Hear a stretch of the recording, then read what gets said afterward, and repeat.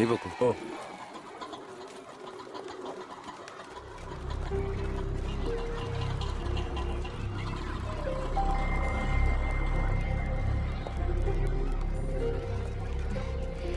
ഞാൻ ഇങ്ങോട്ട് വിളിച്ചത് ബുദ്ധിമുട്ടായോ? ശാരി എന്നെ ഏത് പാതാളത്തിലേക്ക് വിളിച്ചാലും എനിക്ക് വരാൻ ഒരു ബുദ്ധിമുട്ടില്ല. അല്ല, ഇതിനൊക്കെ ബുദ്ധിമുട്ടില്ലേ പിന്നെ എന്തിനാ ബുദ്ധിമുട്ട്? എന്താ പറയാനൊരു ബുദ്ധിമുട്ട്? അത് എങ്ങനെ തുടങ്ങണ്ടേന്ന് എനിക്ക് എങ്ങനെ വേണമെങ്കിലും തുടങ്ങിക്കോളൂ. അല്ല, ഒരാള് മറ്റൊരാളെ സ്നേഹിക്കാന്ന് പറയണത് തെറ്റാന്ന് എനിക്ക് തോന്നിയിട്ടില്ല. അതിപ്പോ തെറ്റാന്ന് ആരാ പറഞ്ഞെന്ന്? അപ്പൊ തെറ്റല്ലല്ലോ. ഈ ഇഷ്ടം പ്രേമം എന്നൊക്കെ പറയണത് പവിത്രമാണ്, പരിപാവനമാണ്. അതിന് പ്രായവും പരിമിതികളൊന്നും ഒരു പ്രശ്നമല്ല. സ്നേഹമാണ് അഖിലസാരമൂഴിയിൽ എന്ന് കുമാരനാശൻ പറഞ്ഞിട്ടില്ലേ? മനസ്സുകൾ തമ്മിലുള്ള ഐക്യം, പൊരുത്തം, പിന്നെ പരസ്പരം മനസ്സിലാക്കാനുള്ള പക്വത, അത് മതി പരിശുദ്ധമായ പ്രണയത്തിന്. എനിക്കും അത്രയൊക്കെ തോന്നിയിട്ടുള്ളൂ. പക്ഷേ പാവപ്പെട്ടവരും പണക്കാരും തമ്മിലുള്ള അന്തരം എന്നൊക്കെ പറഞ്ഞ എന്താ അന്തരം? പോവാൻ പറയണം. ഇങ്ങനെ ഒരു ബന്ധത്തിന് എതിർപ്പുകൾ ഉണ്ടാവും, സ്വാഭാവികം. നമുക്കത് മനസ്സിലാവും. പക്ഷെ ആ എതിർപ്പുകളുടെ കോട്ടമതിലുകൾ തച്ചുടച്ചൊന്നാകണം. എപ്പോഴായാലും ചേരേണ്ടവർ തമ്മിലേ ചേരും. ചേർക്കണം, എന്നാലേ മറ്റുള്ളവരുടെ പ്രാർത്ഥന ഉണ്ടാവും. പിന്നെ നമ്മള് കല്യാണമൊക്കെ കഴിച്ച് 3-4 കുട്ടികളാവുമ്പോ ഈ എതിർപ്പുകളൊക്കെ കാറ്റിൽ പറത്തിവിട്ട പട്ടം കണക്കെ പറന്ന് എങ്ങനെ അങ്ങോട്ട് പൊക്കോളും. നമ്മുടെ കല്യാണോ? ഞാൻ ഉദ്ദേശിച്ചത് അതല്ല. പിന്നെന്താ ഉദ്ദേശിച്ചത്? പ്രസാദ്,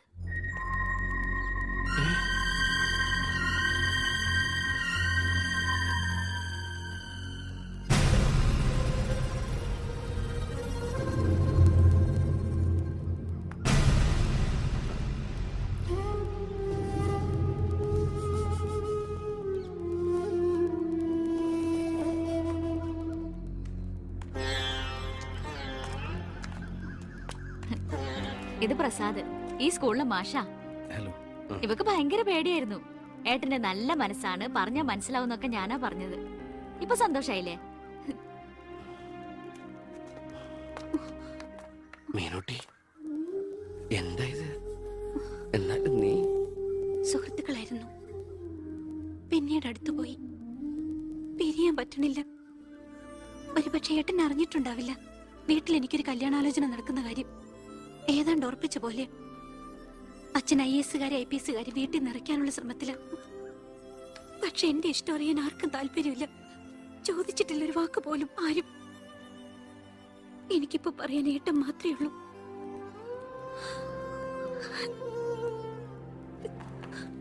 തെറ്റായിട്ട് പറയല്ല.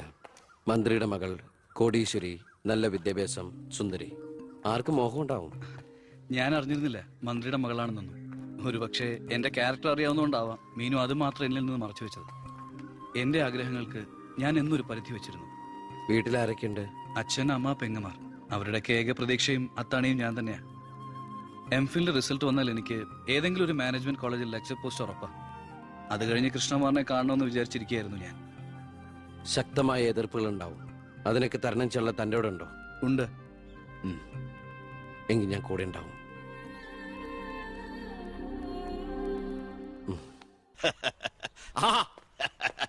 വരുന്ന എന്റെ ഒരേ ഒരു സൽപുത്രൻ.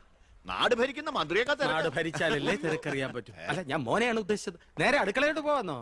ഇവിടെ നടക്കുന്ന ചടങ്ങ് എന്താണെന്ന് മനസ്സിലായോ? മീനൂട്ടിയുടെ കല്യാണം ഉറപ്പിക്കുക. ഓ, അത് ശരി. ഞാനും വിചാരിച്ചു എന്താണ് ഇവിടെ ASP ആയിട്ട് ഒരു ബിസിനസ് എന്ന്. എന്നിട്ട് കച്ചവടം ഉറപ്പിച്ചോ? ഇപ്പൊ ഉറപ്പിക്കും. Hello, I am Harindran from Singapore. ഏയ്, ഒരു മിനിറ്റ്. ഇനി ഹരീന്ദ്രൻ സാർ ഇരിക്കുക. അല്ല, ചുമ്മാ കയറി നിൽക്കണ്ടല്ലോ. ഈ കല്യാണം നടക്കില്ല. അവൾക്ക് വേറെ ചെറുപ്പക്കാരൻ ഇഷ്ടാ. പയ്യൻ കോട്ടപ്പുറ സ്കൂളിലെ മാഷ, പേര് പ്രസാദ്. അവൾക്ക് ഈ കല്യാണത്തിന് ഇഷ്ടമല്ലാത്ത നിലയ്ക്ക് ഇതിന്ന് പിന്തിരിയല്ലേ ബുദ്ധി. അതല്ലേ നല്ലത്. പെണ്ണിന്റെ ഫ്ലാഷ് ബാക്ക് എനിക്കൊരു പ്രശ്നമല്ല. അല്ല, ഇതിൽ ഇടപെടാൻ താനാരാ? ഞാൻ അവളുടെ ഓരോ ആങ്ങള. എനിക്ക് പെണ്ണിന്റെ അച്ഛനുമായിട്ട് അടിയില്ല.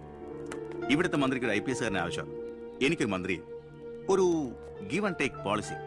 ഓ, അത് ശരി. അങ്ങനെ ഒരു ബന്ധമാണ് അച്ഛനും നിങ്ങളും ആഗ്രഹിക്കുന്നെങ്കിൽ നിങ്ങൾക്ക് തമ്മിലാണ് കല്യാണം കഴിച്ചൂടെ? ഒരു ഗിവ് ആൻഡ് ടേക്ക്. അയ്യോ, ഞാനില്ല, എന്നെ ഒഴിവാക്കിയേക്ക്. നിങ്ങൾ തമ്മിലാവുമ്പോ നല്ല ചർച്ചയായിരിക്കും. Made for each അതറാ.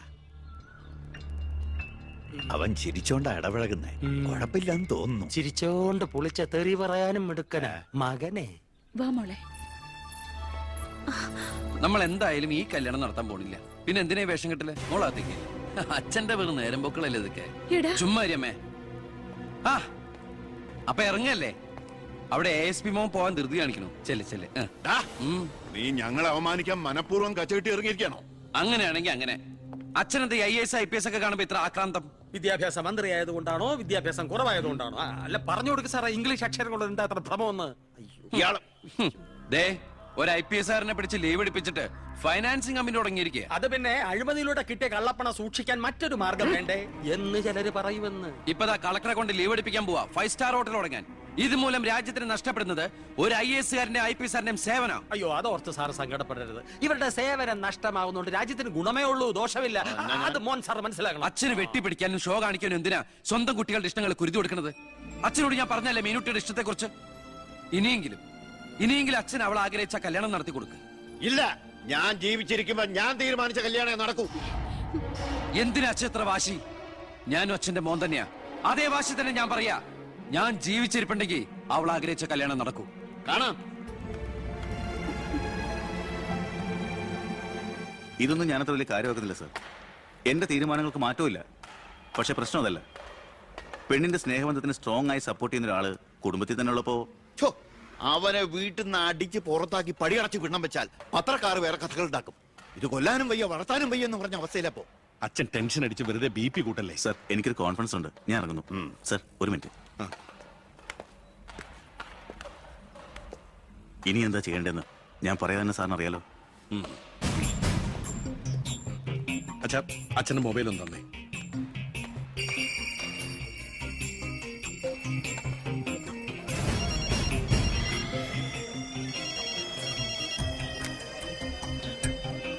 ഹലോ. ആ പൗത്രന് പേര് പ്രസാദ്. കോട്ടപ്പുറം UPS സ്കൂളിലെ കണക്ക് വാദ്യാൻ. ആ രാഷ്ട്രീയ വൈരാഗ്യം. ആ പിന്നെ വിവരങ്ങൾ അപ്പപ്പ എന്നെ അറിയിക്കണം. ആ നീ ഇപ്പൊ എന്ത് ചെയ്യാൻ പോവാ? അച്ഛൻ ആരുടെ മുമ്പിലും തല കുനിക്കുന്നത് കാണാൻ എനിക്ക് വയ്യ. നമ്മുടെ മീനുവിന്റെ കല്യാണം മാന്യമായി നടത്തണ്ടേ അച്ഛാ?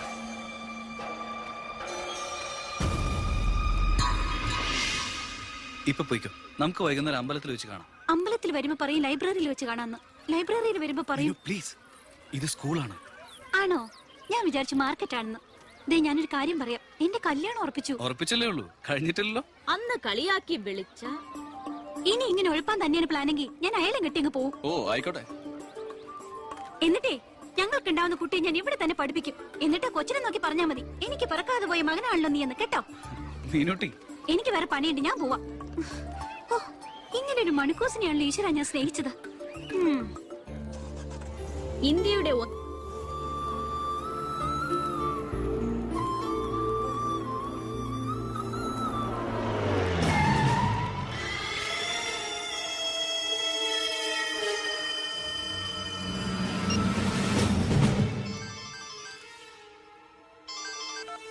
ഹലോ. ആ ഉണ്ട്, കൊടുക്കാം. പവിത്ര എന്തോ? നിനക്കാ. ഹലോ, പവിത്ര സാറല്ലേ? ഞങ്ങൾ സ്കൂളിലെത്തി. ആ ഇനി ഈ നമ്പറിലേക്ക് വിളിക്കണ്ട. ആ ശരി, ഓക്കെ.